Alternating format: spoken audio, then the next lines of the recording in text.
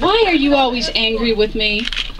I looked up at him, aching everywhere, frustrated that I hadn't been able to stop what they'd done to Winona, embarrassed that I had to show my weakness in front of him by sitting down, angry with everything. You want the short list or the long one? I'm tired of it, he said calmly, but the rims of his ears were red and his motions to prop the crutch in a corner were too fast. Ever since camp, you've been picking at me and my ideas. Picking at him? You are the one doing stuff to irritate me, I said, heart pounding. Shall I start with today and go backward? You hit me with a pain charm. You got in the way. I apologized for that, he interrupted, his green eyes squinting. You put me in a cage, made me fight for my life in the rat fights. He smacked a button on the panel, and the lift eased to a jerky halt. In the distance, a faint buzzer sounded.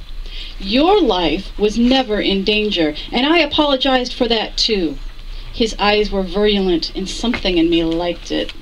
You hunted me like an animal, I said, his anger fueling my own. Smelling of ozone and broken trees, Trent leaned over me, his hands on the arms of the chair and his suit coat open to show his trim waist. You broke into my desk, he said tightly. You stole something that could put me and my entire species in the ground. You think I'm going to ignore that? I wouldn't hurt you now. The chair shook as he pushed himself up and away again, standing with a fist on his hip and his stance tight. Fine, I could write that one off, but it was easy to come up with things about Trent that irritated me. You kill people, I said, coming out with what really bothered me. All the time. I hate it. And you can't. His voice was mocking, ticking me off as he turned to face me.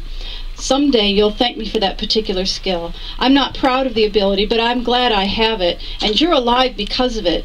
I'm not asking for gratitude, but stop rubbing my nose in the ugly things I do to help you that you are afraid to do yourself.